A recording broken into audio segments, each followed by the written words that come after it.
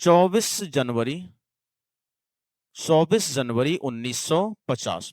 और 24 जनवरी 1950 को क्या हुआ? सबसे पहले हमने राष्ट्रगान को क्या किया? एक्सेप्ट किया। राष्ट्रगान को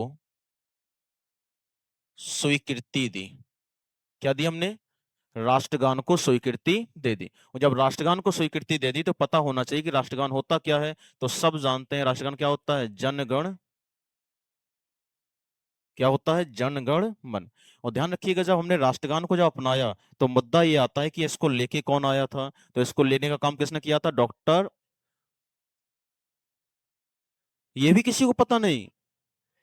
रविंद्रनाथ, किसने? रविंद्रनाथ टैगोर ने। ओ भगवान।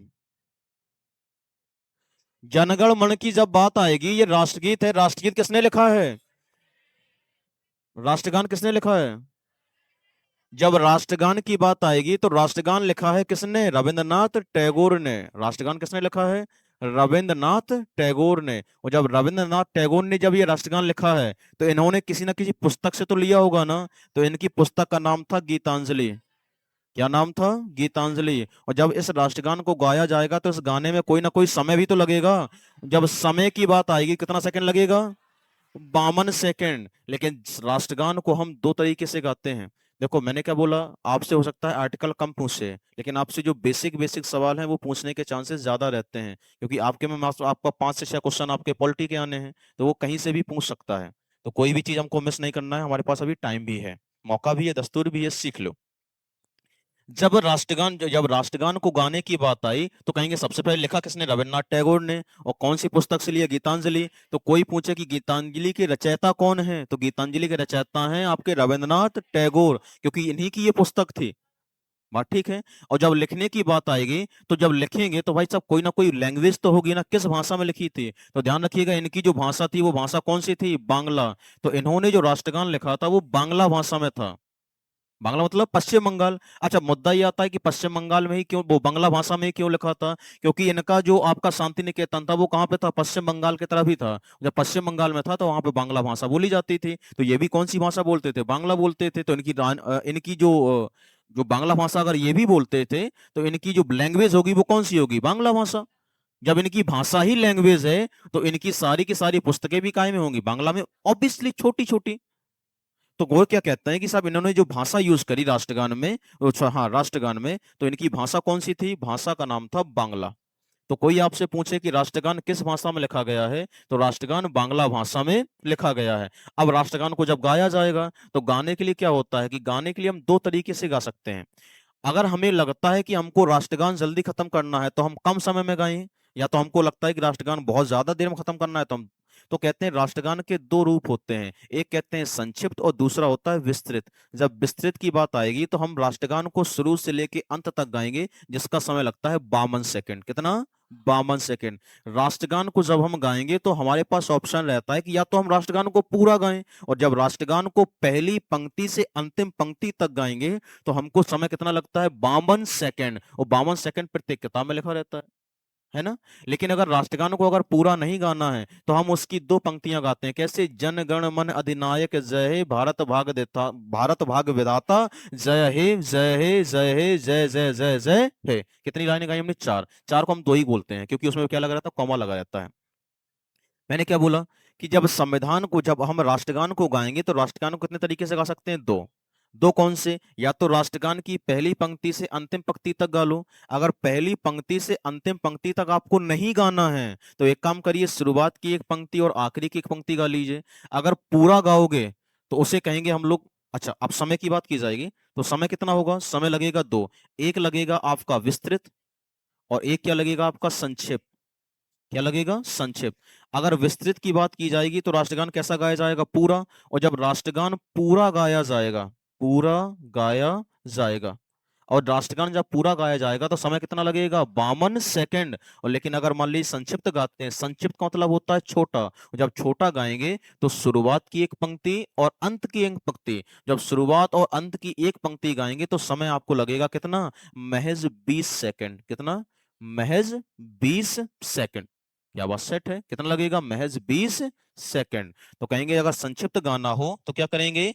राष्ट्रगान की राष्ट्रगान की प्रथम और अंतिम पंक्ति को गाया जाता है। अंतिम पंक्ति को गाया जाता है। ओके, तो हमने क्या राष्ट्रगान सीख लिया। तो राष्ट्रगान क्या होता है, राष्ट्रगान को स्वीकृति कब कब मिली थी? 24 जनवरी 1950 को। किसने लिखा था? आपने जनगण मन है किसने लिखा था? रविन्द्रनाथ टैगोर ने।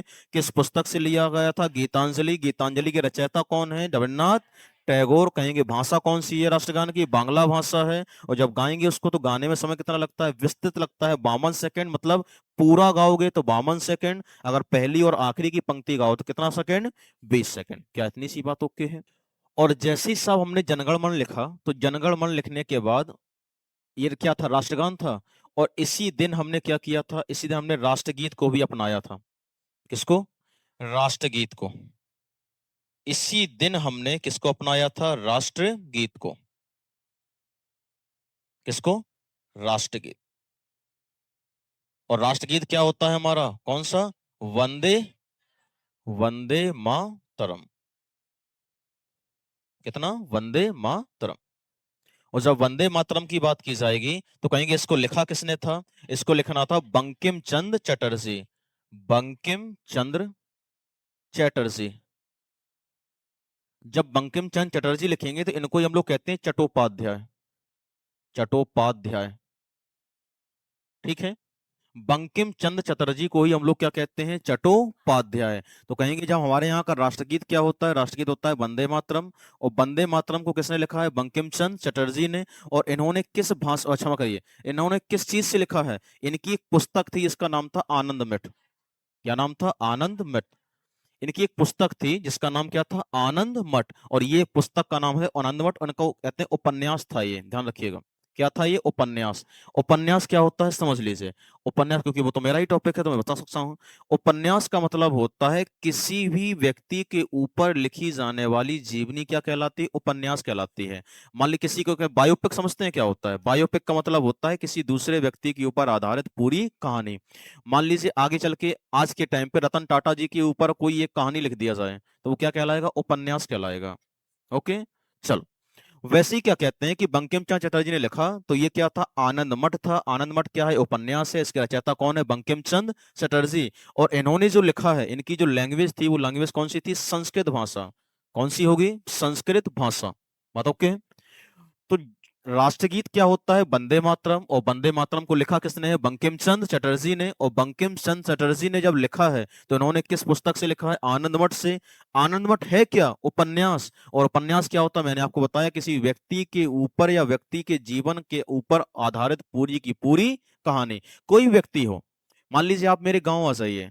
आप मेरे गांव में, आप पूरा गांव में रहिए और पूरे गांव के बारे में आप देखिए कि गांव में आखिर क्या क्या चल रहा है। आप मेरे गांव में आइए। गांव में आने के बाद पूरे गांव को आप बिल्कुल बहुत अच्छी तरीके से आप उसमें खोज करिए कि आखिर गांव की प्रकृति क्या है, नेचुरलिटी क्या है, उस जगह पर लोग कैसे रहते हैं, कैसे नहीं रहते हैं, क्या कैसे उस जगह का समाज है। ये सारी चीजें जब आप एनालिसिस कर लेंगे और सारी चीजों को जब आप पुस्तक में लिख देंगे कि गांव में रहने वाला व्यक्ति ऐसा होता है, वो होता है, फलाना ढिमका, दुनिया भर की सारी बातें जब लिख देंगे ना, जब पुस्तक बन के तैयार हो जाएगी तो वो कहलाएगी उपन्यास। क्या कहलाएगी? उपन्यास। और उपन्यास के जो जनक होते हैं ना उनको मुंशी प्रेमचंद जी कहते हैं हम लोग, है ना? हाँ।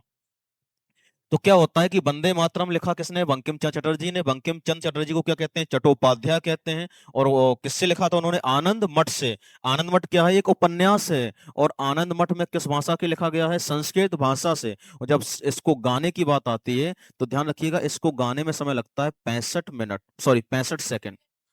कितना? 65 सेकंड।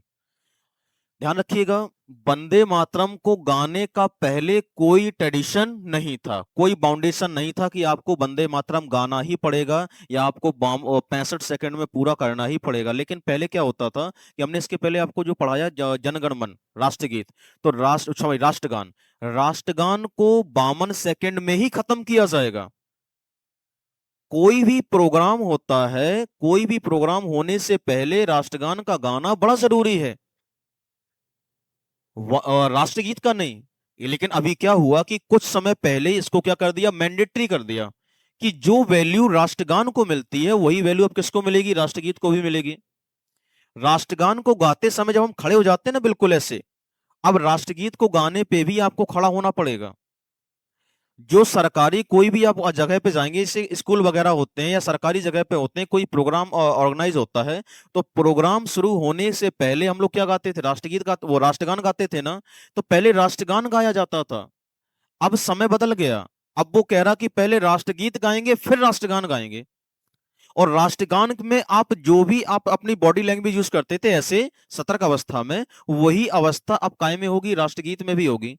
मतलब जितना वही चीज है ना, अब हम वो गुड्डू बबलू नहीं रहे जो लेवल लेवल करते थे, अब हमको चाहिए फुल रिस्पेक्ट। तो राष्ट्रगीत क्या कह रहा, राष्ट्रगीत कह रहा कि भाई साहब अब जो जो वैल्यू किसको मिलती है, जनगण मन को मिलती है, राष्ट्रगान को मिलती है, वही वैल्यू किसको मिलनी चाहिए, अब मुझे भी मिलनी चाहिए। याद रहेगा।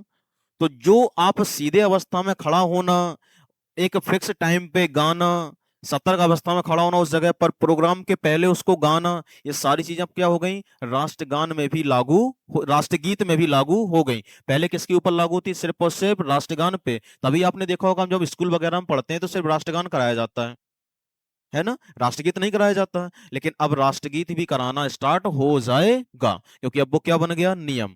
कोई भी अगर मान लीजिए कोई डीएम वगैरह होता है, अपने कोई प्रोग्राम करते हैं, तो राष्ट्रगीत भी गाएंगे, पहले राष्ट्रगीत फिर राष्ट्रगान, पहले राष्ट्रगीत फिर राष्ट्रगान। हो सकता है आपके पेपर में यही पूछ ले कि अब राष्ट्रगीत के पहले क्षमा करिए, राष्ट्रगान के पहले क्या गाना आवश्यक है, राष्ट्रगान के पहले क्या गाना आवश्यक है, राष्ट्रगीत। हो सकता है अब यही पूछ ले, अब इतना कठिन भी नहीं है। ओके, और इतना आसान भी नहीं, क्योंकि अभी ये कब हुआ है, ये अभी हुआ है।